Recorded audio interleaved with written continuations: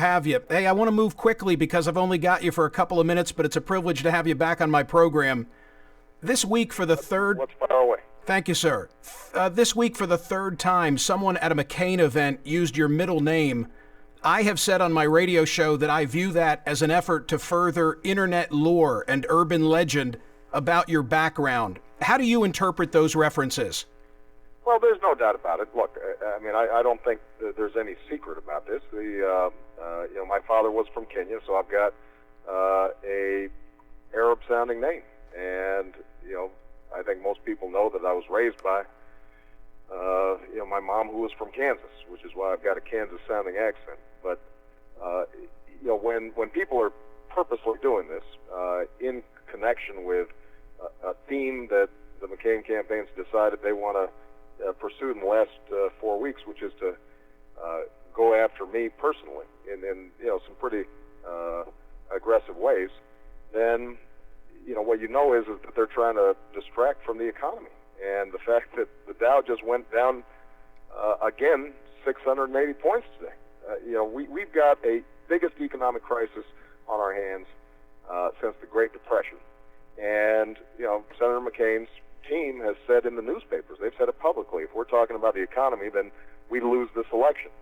And the point I've been trying to make is, the American people are already losing. They're losing homes, they're losing jobs, and they're losing their life savings. And we better be talking about that in these next 4 weeks. You will not be surprised to hear from me that my phone lines are burning up this week about Bill Ayers. I accept your word that it's an acquaintanceship and not a friendship. The question from listeners is this: why go to his house to begin with? Well, look, let me just spell out the story very clearly. I moved to Chicago. I didn't grow up in Chicago.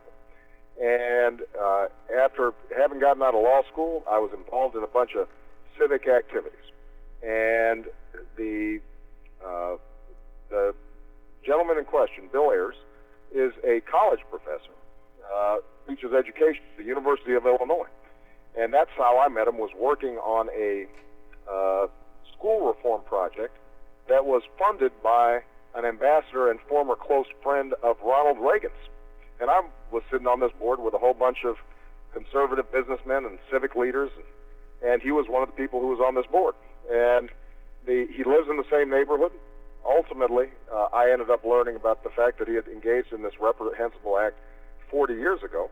But I was 8 years old at the time, and I assumed that he had been rehabilitated. So the central point is just that this is not somebody who advises my campaign. It's not somebody who is part of my inner circle in any way. This is somebody who I've worked on some projects with related to school reform, and I've strongly condemned his actions. The fact that Senator McCain wants to make this the centerpiece of his campaign is pretty remarkable. I mean, we are going through an enormous challenge right now. And Senator McCain surely doesn't believe that I endorse any of the actions that he's taken.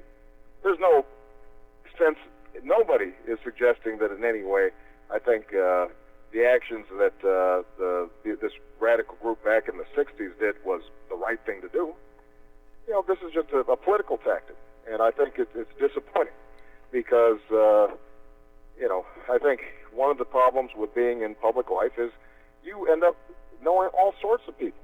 And, you're not going to do a vet or, a investigation on every single one of them. The central thing that people need to know is this guy is not part of my inner circle. He doesn't advise my campaign. He's not going to advise me as president. This is a red herring because people don't want to talk about the fact that the economy over the last 8 years has been mismanaged to the point where we're teetering on a really, really bad situation. Phillies or Dodgers? I'm going with the Phillies here, not just because I'm talking to you, but because my campaign manager, David Pluff, he's a huge Phillies fan, and since the White Sox are out of it by now, I've got to go with my campaign manager's team. Hey, Senator Obama, I hope you'll come back between now and Election Day. It's a privilege to have you on the program.